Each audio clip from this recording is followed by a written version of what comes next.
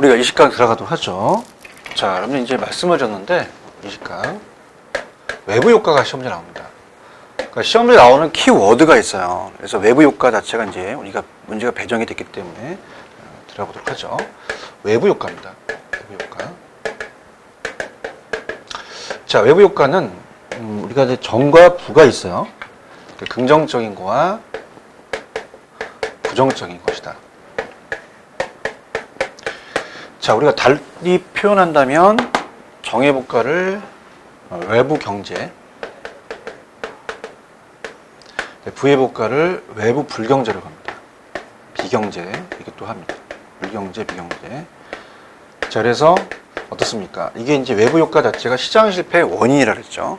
누가 개입할 수밖에 없어요. 정부가 개입을 하죠. 그럼 하나 예를 든다면, 그냥 가볍게 이제 편안하게 들으시면, 자, 토지가 이렇게 있어요. 토지가 3필지, 4필지, 5필지가 있으면, 자, 갑이라는 75세 노인이 옆집을 쓸어줍니다. 그럼 쓰레기 봉투가 들어가요. 그럼 개인적인 사적 비용이 들어간다는 거죠. 그래서 여기서 나오는 게 이제 사적 비용은 개인이 부담하는 비용이고 사회적은 사회가 부담하는 비용이거든요. 그럼 우리가 여기에 대해서 어떻습니까? 쓰레기 봉투를 쓸어주게 되면 긍정적인 효과를 줘서 이익에 대한 대가를 줘야 되는데 안 준단 말이에요. 그럼 이거는 계속 유지하기가 힘들죠. 무임승차가 발생할 수 있어요. 정부가 개입을 합니다. 그 쓰레기 봉투를 사줘야죠. 보조금을 지급해야 된다는 거죠. 그래서 정부가 개입할 수밖에 없고, 자, 부의복과는 갑돌이가 양식업을 해요. 양식업. 그래서 이렇게 양식업을 한다. 자, 그럼 을돌이가 공장을 해서 공장에 폐수를 내려보냅니다. 폐수를. 그럼 떼죽음이 됐어요. 여기에 대한 손실을 보상해 주는데 안 해주거든요. 자, 우리가 예를 들어서 그냥 쉽게 차를 타고 가고 있는데 계속 가고 있다가 뒤에서 차를 박아요. 그러면 뭐 뒤로 눕죠. 그러면 보상을 해주니까 정부가 개입할 필요가 없는데, 자, 손실에 대한 보상을 안 하면 정부가 개입할 수밖에 없죠. 자, 그래서 이 자체가 외부 효과는 너무 잘 나오기 때문에 토지의 특성까지도 말씀을 드려보도록 하겠습니다. 자, 외부 효과가 발생된다는 것은 토지가 움직이지 못하기 때문이죠. 부동성도 관련이 되고요. 토지 옆에 토지가 있다는 인접성도 관련이 돼요. 자, 이것도 가져가셔야 돼요. 그러면서 우리가 이 사회적 비용, 사적 비용이라는 생산 과정이나 소비에서도 다 발생이 되거든요. 생산과 소비, 여기까지 이제 우리가 갈 텐데요. 자, 중요한 것은 이제 외부 효과의 정의입니다. 자, 외부 효과라는 자체는, 자, 이 시장의 외부예요. 시장의 외부. 그래서 외부 효과는 시장에서 거래되지 않고 시장을 통하지 않았다는 겁니다. 시장 기구를 통했다면 안 돼요. 그 다음에 시장에서는 우리가 거래 당사자가 거래를 하죠. 어떻게 생각하세요? 자, 수요자가 있으면은 공급자가 있고요. 자, 매수자가 있으면은 매도자가 있습니다. 그러면 상품을 주게 되면은 돈을 줘서 가격 기구를 통한다는 거죠. 근데 이건 어떻습니까? 거래 당사자가 아니라 제3자죠. 자, 옆에 있는 사람들은 우리가 의도하지 않았어요. 의도하지 않았고, 그 다음에 가격 기구를 통하지도 않습니다. 이런 거. 이게 이제 시장 실패의 원인이 된다. 들어볼게요. 자, 외부 효과 갑니다. 자, 외부 효과는, 교환 과정 참여하지 않고 거래 당사자가 제3자고요. 이익에 대한 대가, 손실에 대한 보상을 안 해줬다는 거죠.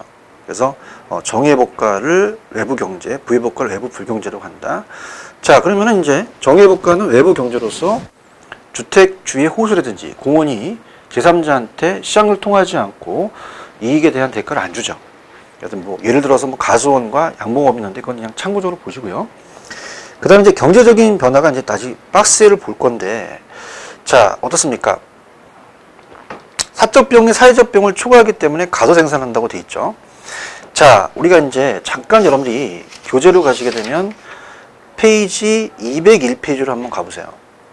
그럼 박스로 정리가 잘 돼 있죠. 자, 그러면은 정의회복과는, 자, 제3자가 시장 메커니즘 통하지 않고, 시장 메커니즘 통하지 않았다는 거, 우리가 시장을 통하지 않았다는 얘기예요. 그래서 우리가, 이익에 대한 대가를 안 줘서 가수원과 양봉업, 그 사적 비용과 사회적 비용이라는 게 있죠. 그래서 자, 우리가 이제 생산 측면이나 소비 차원에서 이제 볼 수가 있는데, 자, 생산에서 개인이 이 쓰레기 봉투를 부담했습니다. 그럼 사적 비용이 많이 들어갔죠. 사회적 비용보다. 자, 그럼 어떻습니까? 자체적으로 이 할아버지는 생산을 못 하거든. 그럼 가소 생산이 됩니다. 요게 이제 시험 문제예요. 가소 생산. 근데 소비 차원에서는 편익으로 본다면 사회적 편익이 더 큰 거죠. 사적 편익보다는 사회적 편익이 더 크다. 이렇게 염리 체크하시면 돼요. 그래서 그러면 누가 개입할 수밖에 없어요? 정부가. 그럼 정부는 보조금을 지급하든가 지원금, 조세를 경감시키는 행정기 구제를 완화하고 조장 정책을 써야겠죠. 그래서 정책을 통해서 아니면은 외부 효과가 발생이 되면, 자, 어떻습니까? 우리가 이제 공원이 들어서다 보니까 가격과 양이 있으면은 공급과 수요가 있어요. 이따 그래프를 보여드리겠지만, 자, 그럼 우리가 시험 문제 한번 나왔었는데요. 자, 이 정의효과가 발생이 돼서 아파트 주변, 주택 주변에 공원이 들어섰다. 그럼 우리가 기분이 좋잖아요. 그럼 기분이 좋으면 우측이죠. 그럼 수요 곡선이 이렇게 우상향 이동한다는 거예요. 거기 이제 우가 들어가야 됩니다. 우. 그래서 우상향. 보통 학자들이 상향이라고 그냥 하거든요. 그래서 우측으로 이동해서 우상향입니다. 그럼 가격도 상승하고 양도 증가를 하겠죠. 이런 현상이 발생이 돼요. 그 다음에 핀피 현상. 자, 이게 이제 26회 때 나왔는데, 자, 이렇게 쓰레기 봉투를 우리가 사서 옆에 해줬다든가 주위에 공원이 들어지게 되면, 공원이라는 것은 유치하려고 하겠죠. 그래서 핀피 현상입니다. 핀피. 사회적 현상인데, 자, 핀피라는 것은 핀피 Please in my front yard. 내 앞마당에 설치해주세요. 이거죠. 핀피 현상입니다. 자, 그렇게 한번 보시면 되고요.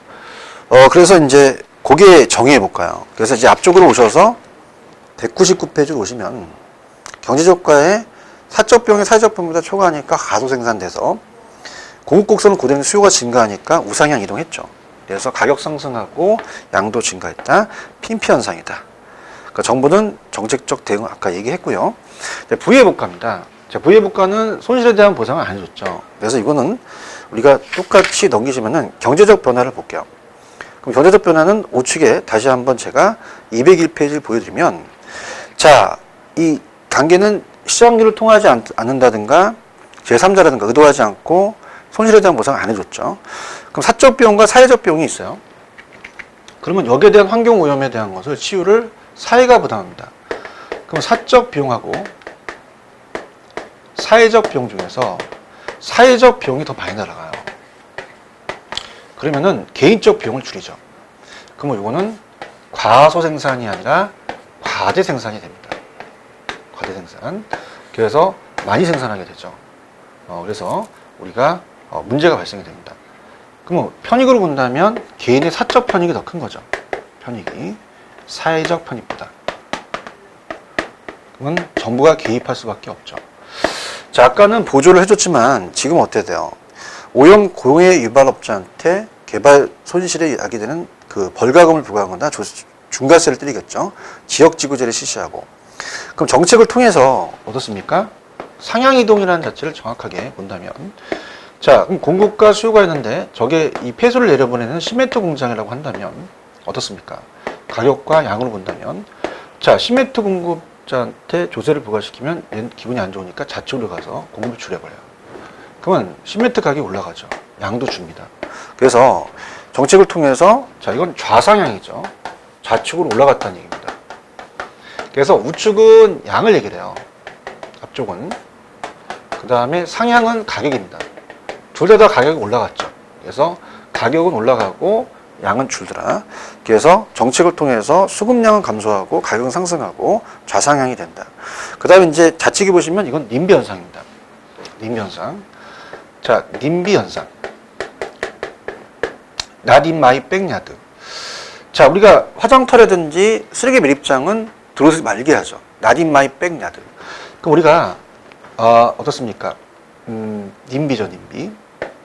그럼 앞마당과 뒷마당이 중요한 게 아니라 플리즈하고 낫이 중요해요. 그 님비는 어떻게 돼요? 부정적이니까 부의복가가 되겠죠. 그래서 이게 이제 여기 이 문제가 됩니다. 그래서 그렇게 보시면 되고, 그래서 이제 200페이지 가시면 이제 이해 가실 거예요.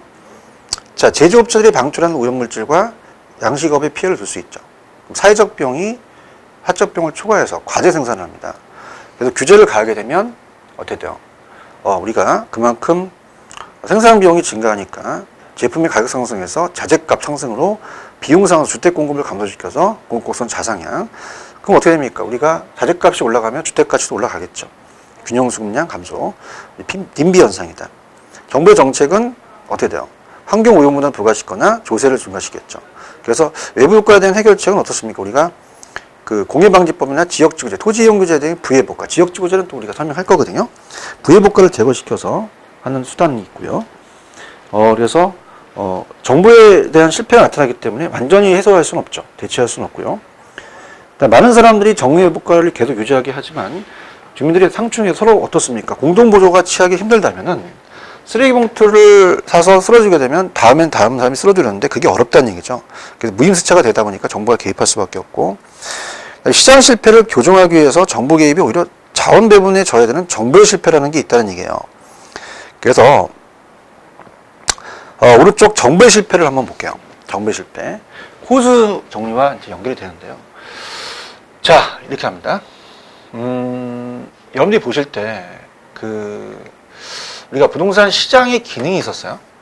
앞쪽에서. 그러니까 재밌게 제가 자우가 정량, 너 기능이 있니? 기능이 자원 배분이라는 게 있었죠.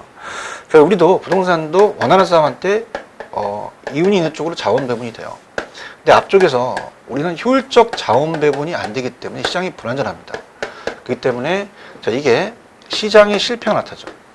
시장의 실패를 수정하기 위해서 정부가 개입하죠.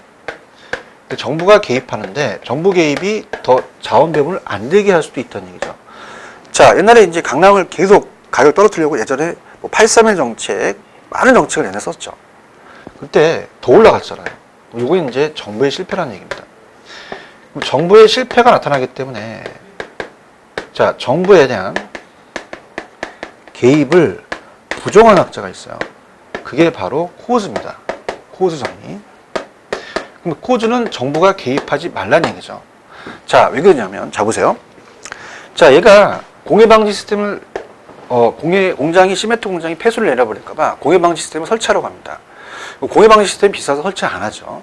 그러면 얘는 폐수를 내려보내서 양식업이 떼죽음이 돼요. 물고기가. 여기에 대한 환경오염에 대한 부담을 사회가 부담하게 됩니다.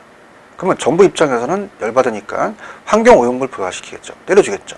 그럼 얘는 시멘트 공급을 안 해버려요. 곡선 자체가 아까 좌측으로 이동하니까 시멘트 공급이 줄다 보니까 시멘트 가격이 올라가는 거죠. 원자재 가격이 올라갑니다.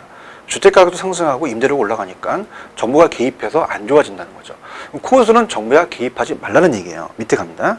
코즈는 환경오염에 대한 부해복과에서 손해를 보는 제3자한테 환경에 대한 재산 피해보상 청구권을 갖게 됩니다. 그래서 얘한테 주는 거죠. 그러면은 오염행위자가 오염 배출을 할 수도 없게 되며 부해복과를 해결할 수가 있다는 겁니다. 이건 사적 시장이 해결할 수도 있다는 얘기죠. 그래서 코즈라는 학자가 환경재산권을 분명히 하기 위해서 정부 개입 없이라는 게 중요하죠. 시장기구 스스로 외부 효과를 해결할 수도 있더라. 자, 정부의 실패는 뭡니까? 위에 가시면은 정부가 개입해서 어떻습니까? 자체적으로 더 안 좋아지는 걸 얘기를 하죠. 그래서 시장 개입이 더 불안전하게 되는 게 정부의 실패다. 그렇게 정리하시면 돼요. 그래서 좌측에 맨 밑에 외부 효과에 대한 대책은 적극적으로 개입하는 건 우리가 어때요? 이 환경오염금을 부과시키고 가진금을 부과시키고 지역지구제나 토지이용 규제를 하는데 간접적 개입은 코즈에 의해서 재산권 피해자한테 피해보상 청구권을 자율적으로 해결할 수 있다는 얘기죠. 이런 정리를 정리하시면 돼요. 그래서 외부 효과는 출제 가능성이 높습니다. 그래서 꼭 잡아놓으시기 바라고요. 그 다음에 이제 여러분들이 요걸 좀 보세요. 자, 우리가 공원이라는 자체는 공공재는 우리한테 과도 생산이 됐었어요. 무임수사 되니까. 그럼 정의회복과는 과도다. 반드시 연결되는 건 아니지만 그렇게 보고요. 부의회복과는 과대입니다. 그럼 우리가 자, 이런 것도 암기기법으로 좋아요. 부대찌개 아시잖아요. 부대찌개 하면 부의회복과는 과대가 되죠. 이런 식으로 하게 되면 조금 효과가 있습니다. 자, 그 다음에 넘겨볼게요. 자, 203페이지입니다. 자, 제가 앞쪽에서 토지정책 두 문제, 주택정책 두 문제 나온다 그랬죠. 그러면 토지정책을 쓴다는 것은 토지에 문제가 발생해서 그래요. 그럼 토지의 문제에서 가장 출제 빈도가 높은 게 땅값이 올라가는 직가구거든요. 그래서 자 203페이지로 가시면 토지 부족 문제라는 게 있습니다. 자 그래서 자 토지 문제를 한번 보죠. 자 우리는 부중성이라는 걸 배우셨어요. 자 부중성 때문에 땅이 한정돼 있습니다. 그러다 보니까 토지에 물리적 부족 문제가 발생이 돼요. 그 다음 땅이 한정된 상태에서 우리가 공급이 희소성을 가지면서 상대적 희소성으로 공급이 제한되어 있습니다. 수요자 경쟁이 발생합니다. 땅값이 올라가죠. 그걸 이제 우리가 직가구라는 걸 배우셔요. 토지 가격 합리적 수준을 넘는다는 거죠. 그런 게 이제 경제적 토지 문제가 됩니다. 그래서 이 토지 문제와 경제적 문제는 이 물리적 문제와 연결이 되죠. 그래서 우리가 이제 가보게 되면은 자연적 특성에 물리적으로 늘릴 수 없기 때문에 우리가 개발하고 매립할 수밖에 없다는 거죠. 그래서 이러한 것들이 이제 직가구 같은 경제적 문제가 발생이 됩니다. 그래서 자체적으로 이제 토지 문제는 물리적 문제와 그 다음에 경제적 문제로 연결이 되면서 땅값이 올라가는 직가구 문제가 발생이 된다는 거죠. 토지용의 비효율성을 나타내면서 넘겨보시면 직가구의 폐해라는 게 나와요. 그래서 뭐 밑에 보시면 뭐 있는 사람이 또 많이 자자하니까 분배가 불적정하고 관리가 원활한다는 건 이제 보시는데, 그러면 시험 문제 좀 교수님 찍어주세요 라고 한다면, 자 밑에 보시면은 204페이지 가시면 직가구의 폐해가 추재될 가능성이 굉장히 높습니다. 그래서 직가구예요. 직가구 여기를 잡으세요. 여기를. 자 그래서 직가구에 대한 폐단이라는 자체가 1번서부터 6번까지가 있는데 저는 특히 양가로 5번을 추천합니다. 자 당연히 지가가 상승하면 자본이득, 양도 차익을 노린 투기가 발생을 하겠죠. 그 다음에 있는 사람이 너무 먹으니까 사회 불평등이 심화되고 정부 입장에서는 공공용지 확보가 어렵습니다. 그러다 보니까 예산을 증액하기 필요하기 때문에 예산을 또 필요한 양을 줄여야 하기 때문에 어렵다는 거죠. 그다음에 기업 경영은 어때요? 지가가 높으면 기업 자체 생산비가 높게 나타나죠. 그래서 기업은 제품의 가격을 또 상승시켜야 되고 물가 압박이 오겠고요.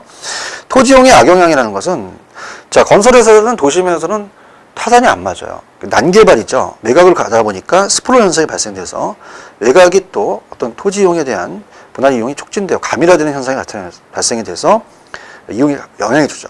근데 가장 중요한 건 토지 문제는 곧 주택 문제와 연결이 돼요.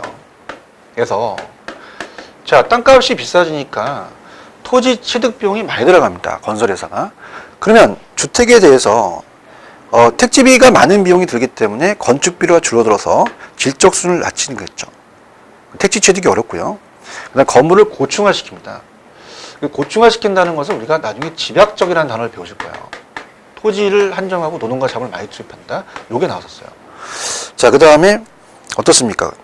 그 다음에 직주분리라는 자체도 출처가 됐었는데요. 자, 직주분리라는 건 뭐냐면 직장과 주거지가 분리된다는 겁니다. 그럼 우리가 도심의 땅값이 높기 때문에 주거지를 외곽에 둔다는 거죠. 이게 바로 직가구의 폐단입니다. 그죠? 이렇게 해서 요거 위주로 공부를 해보세요. 그 다음에 이제 오른쪽에 뭐 토지정책이나 토지정책의 목표라든지 토지정책의 내용은 그냥 참고적으로 하시기 바랍니다. 자, 그러면은 저는 나올 수 있는 부분만 여러분들 탁탁 찍어 드려야 돼요. 그게 지금 제 강의 목적입니다. 자, 그렇다면 206페이지 가시면 거기에 토지정책의 수단이 있을 겁니다. 거기에다가 별표를 3개 쳐놓으시기 바랍니다. 자, 여기서 거의 시험 문제는 우리가 나와요. 여기서. 그래서 여기를 조금 강하게 가겠습니다. 자, 그래서 개입이라는 것은 우리가 직접적 개입과 간접적 개입이 비교해서 나오거든요. 자, 토지정책의 수단에도 맞고요. 우리가 토지정책하고 주택정책을 요즘 묶어서 물어봐요. 나중에 저희가 요약집에 정부에 시장 개입 방법이라고 이렇게 적어 놓을 겁니다. 자, 그러면은 토지는 토지 이용 규제라는 게 있어요. 토지 이용 규제. 자, 그래서 이 지역지구제라는 게 잘 나오거든요. 우리가 공법 시간에 나오는 지역지구 어떻습니까? 구역이라는 게 나와요. 그래서 여러분이 이제 조금 긴장하실 게 우리 학교론 문제가 공법 문제가 5문제가 출제가 됐어요. 그래서 우리가 이 공법 교수님 중에서 조민수 교수님이 아주 강의를 잘 하십니다. 제가 이제 학원가에서 강의를 하다 보면 아주 그냥 인기가 있으신 분이에요. 그래서 그분 자체가 이제 공법을 잘 가르치시기 때문에 여러분들이 이 공법은 기본적으로, 그러니까 1차만 준비하세요. 1, 2차 같이 준비하세요. 저도 이제 보통 1차를 준비하시는 분들을 위해서 공법 문제 나올 것만 제가 체크를 할 겁니다. 하지만 2차 과목을 같이 공부를 하셔야 큰 효과가 있을 겁니다. 그래서 이 지역지구제는 특히 이 공법 시간에 배우시는 내용이 더 강한데요. 일단은 학교론에서 학문적인 접근이에요. 그 지역지구제라는 것은 우리가 용도지역, 그죠? 상업지역, 공업지역, 주거지역, 지구는 미관지구와 고도지구, 이런 것들을 나누는 법적인 제도죠. 그러면 우리가 학문적으로 접근한다면은, 자, 우리는 요거예요. 이따가 이제 지역지구제에서 제가 다시 패턴을 제가 해드릴 텐데, 주택과 주택이 있는데, 공장이 탁 있어. 폐수를 내려보내요. 시멘트 공장이. 자, 그러면 이거는 어울리지 않는 것을 어울리게 한다는 얘기입니다. 자, 우리가 초등학교 앞에 모텔이나 오락실 같은 게 많으면 안 되잖아요. 토지에 대한 이용 방향을 사회적 바람직 방향으로 돌린 것을 토지 이용 규제라고 합니다. 자, 그러면 우리가 좀 전에 외부 효과를 배웠단 말이야. 그죠? 그럼 외부 효과에서 어떤 게 중요하냐면 이건 부의복가의 제거예요. 뒤쪽에서 우리가 앞쪽에서 부의복가 제거에 얘가 들어가 있습니다. 부의복가는 시장의 실패이기 때문에 제거해서 수정하겠죠. 그래서 정이 아니라 부라는 게 중요합니다. 공장을 주거조항을 바꾸는 게 대표적인 토지 이용 규제입니다.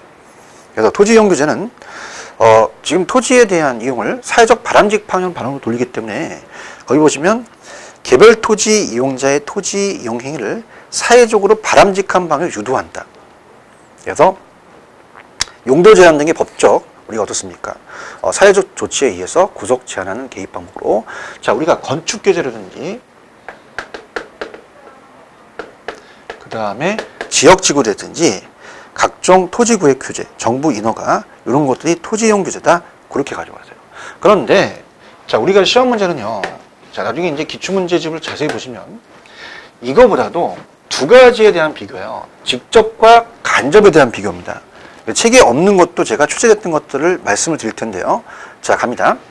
직접적 개입은 아주 적극적인 개입이에요. 적극적. 그러니까 지읒 들어가니까 여기 지읒 들어가죠. 자, 그럼 얘는 정부가 직접 뛰어드는 거야. 공적 주체로서. 야, 안 되겠다. 너네들 나는 불신하해. 너네들 왜 못하니? 신뢰할 수 없어, 얘네들아. 내가 시장에 참여할게. 시장에 참여를 하는 거죠. 참여를 해서 수요자와 공급자의 역할을 합니다. 그죠? 그게 직접 개입이에요. 자, 그래서 우리가 거기 보시면 공적 주체가 시장 개입, 토지의 수요자 공급자 역할을 한다고 되어 있잖아요. 적극적으로 개입을 해요. 그래서 어떠한 것이 시험 문제 잘 나오냐면 공용개발입니다. 자, 택지 공용개발이라는 얘기 들어오셨죠?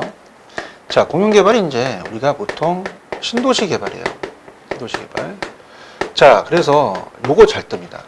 그래서 보통 판교 신도시를 개발할 때 어떻죠? 정부가 갑질 땅을 전부 우리가 어떻습니까? 매입을 해서 어떻습니까? 택지 개발해서 분양을 하죠. 그럼 수요자와 공급자 역할을 하는 거죠. 그래서 우리가 어떻습니까? 토지공사라든지 아니면 민간한테 아니면 건설업체한테 파는 거죠. 이렇게. 그럼 직접 개입이라는 얘기죠. 그 다음에 이제 또 뭐가 잘 나오냐면, 자, 우리가 여기는 이 토지은행 제도라고 돼 있죠. 랜드뱅킹입니다. 토지를 은행에 맡기는 게 아니라 비축하거든요. 자, 이게 바로 이 공공토지비축제도라고 나왔었어요. 공공토지비축. 자, 이거는 이제 따로 제가 강의를 할 거예요. 밑에서. 지금은 여러분들이 전체적인 틀을 해서 이렇게 나옵니다라고 제가 보여드릴 겁니다. 그래서 얘는 밑에 있기 때문에 또 자세히 제가 할 텐데, 미개발 토지를 매수했다가 비축했다가 토지 개발업자한테 수요자한테 분양하는 제도예요. 자, 그래서 자, 얘는 어떻습니까? 우리가 미개발지죠. 쌀 때 정부가 사서 수요자 역할을 해서 나중에 공급자한테 판다. 공급자 역할을 해서 판다. 그럼 공공이 들어가면 다 직접입니다. 공공. 그래서 거기 보시면 공공임대보유, 공공투자사업 이렇게 해서 요 세 가지가 시험 문제에 나오는데, 공용개발은 이제 토지 수용이라고 하거든요. 토지 수용. 그 다음에 이제 도시재개발이라든지 이런 것도 들어갑니다. 그 다음에 여러분 이제 주택도 들어가기 때문에 여기 주택도 다 포함합니다. 공공임대주택이라는 게 있어요. 그죠? 요것도 직접적 개입이 들어가고, 자, 그 다음에 LH공사가 예전에 보금자리주택 공부를 있죠. 보금자리 주택 공급이라는 것도 건설도 직접적 개입이다. 이렇게 들어가요. 이거 다 기출 문제였습니다. 자, 그러면은 우리가 간접적 개입이라는 게 있어요. 그래서 간접적 개입은 자, 직접이 적극적이면 간접적 개입은 소극적입니다. 소극적. 자, 그래서 우리가 아까는 시장을 불신했지만 자, 이건 시장을 불신하지 않아요. 그래서 시장 기구 틀을 유지하면서 경제적 동기부여를 해줍니다. 그래서 시장이 바뀌는 거죠. 시장을 신뢰합니다. 시장이 바뀐다는 걸 유식하게 시장 기구의 틀을 유지한다 그래요. 자, 그럼 틀을 유지하기 위해서는 경제적 동기부여를 해줘야 되죠. 경제적 동기부여. 그럼 어떻게 돼요? 보조를 해줘야 되죠. 그래서 보조금 지급. 자, 보조금을 지급하려면 세금을 때려야 돼. 그래서 그걸 가지고 보조해야 되잖아. 그러면 조세제도가 들어가죠. 그 다음에 이제 우리가 개발부담금 제도라는 걸 이제 공법 시간에 배우시는데 개발부담금을 이제 또 부과하겠죠. 그래서 부담금 제도인데 우리가 시험 문제는 이제 개발이 생략돼서 나올 수 있는데 그렇게 염두에 보십니다. 그래서 자, 우리가 이렇게 보조개가 들어간다 하잖아요. 그래서 보조개 이렇게 암기하시면 되고요. 그 다음에 금융상 지원이나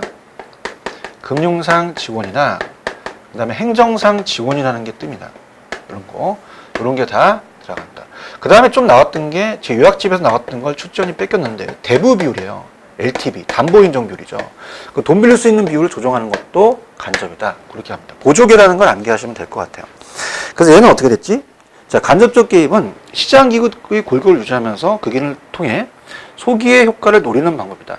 그래서 금융지원이라든지 보조개죠. 개발부담금 한번 넣어보세요. 그 다음에 행정상 지원, 뭐 GIS를 한다든지, 뭐 등기, 공시제도, 뭐 이런 거 지적 이런 것들을 이제 또 공시한다든지. 그 다음에 이제 어떻습니까? 행정상 지원이다. 이렇게 가세요. 그래서 지금까지 시험 문제가 최근의 경향도 이 두 가지를 계속 비교하는 게 나옵니다. 그래서 이 두 가지를 꼭 가져가셔야 돼요. 그죠? 그 다음에 이제 제가 다음 시간에 넘길 거는 자, 이 토지 정책에서는 키워드가 있어요. 어떤 거냐? 지역지구제입니다. 지역지구제. 그 다음, 자, 공영개발이라는 거와 나중에 이제 개발 파트 보시면은 이 환지 방식이 있어요. 토지 수용 방식과 환지 방식. 그 다음에 토지은행입니다. 공공토지 비축이 아직은 제도적으로 나오진 않았어요. 토지은행은 이제 다음 시간에 토지은행에서 우리가 굉장히 강하게 갈 겁니다. 자, 그렇게 가세요. 그래서 요거는 이제 토지 정책이고, 그 다음에 직접적 개입은 공용이라든지 공짜가 나오면 다 직접이야. 공영, 공공, 그 다음에 토지 수용, 그 다음에 뭐 공공임대주택, 보금자리주택은 LH공사가죠. 근데 따라서 보조개, 보조금, 조세, 개발부담금, 금융상 지원, 행정상 지원, 대부 비율, 이거 위주로 가져가세요. 나중에 이제 기출문제를 제가 이제 기출문제집을 만들었는데 직접과 간접 개입이 가장 출제가 빈도가 높아요. 여기를 잡고 우리가 맞추셔야 됩니다. 자, 여러분들 어떻습니까? 단기간에 여러분들이 점수를 올려야 돼요. 그래서 우리 교수님들 진짜 대한민국 최고의 강사들입니다. 여러분 신뢰를 하시고, 그러니까 우리가 좀 그래요. 제가 이제 강남에서 강의하는 것은 유료로 강의를 하거든요. 근데 무료로 강의한다는 것은 사람들 참 그렇습니다. 무료로 한다는 자체를 조금 고맙게 생각을 하셔야 되는데 그걸 조금 여러분들이 적어요. 그래서 지금 제가 사이트가 굉장히 많이 올라가 있어요. 타 학원에도. 그래서 뭐 메시지를 많이 넘깁니다. 그래서 우리가 이제 강사들을 좀 응원하려고 우리 교수님 최고입니다. 그런 식으로 들으셔야 됩니다. 그래서 항상 저희 좀 응원해 주시고 저희도 그런 걸 가지고 자, 제가 이제 하나 예를 든다면 어떤 인터넷 강의 사이트를 보게 되면 이 칭찬하기가 있어요. 거기 하나의 칭찬이 올라가잖아요. 그럼 여러분들은 득이 되는 거예요. 그죠? 하나 더 가르쳐 줍니다. 막 열의 있게 가는 거예요. 그러니 조금 저희랑 같이 온라인이지만 오프라인에서 같이 강의를 듣는다. 그러면서 저를 믿으시기 바랍니다. 들어갑니다. 나옵니다. 직접과 간접입니다. 그래서 공영과 공공, 토지 수용은 무조건 직접이에요. 그 다음에 보조개라는 거, 보조금, 조세, 개발부담금. 특히 개발부담금은 개발이 빠져나갈 수 있어. 행정상 지원, 금융상 지원. 지원하거나 세금 매기는 것은 다 간접적 개입이다. 그렇게 가져가시면 됩니다. 자, 그래서 여기까지 끊고요. 그 다음에 21강서부터는 토지은행으로 갈 거예요. 그 토지은행 자체가 한 문제 정도가 배정이 돼서 나왔었습니다. 그 다음에 이제 뭐 토지 공개념, 토지는 공적 개념이라는 자체는 잘 안 나와요. 특히 이제 개발이익 환수제도도 이 개발이익 환수 제도라든지 이 공개념에 대한 제도라든지 여러 가지 문제점은 이제 다 공법 시간에 이렇게 배우시거든요. 그래서 개발이익 환수 제도보다는 공용개발, 토지은행 이쪽으로 이제 공부를 하도록 하죠. 자, 좀 끊었다가 21강으로 가도록 하죠. 좀 쉬었다 가겠습니다.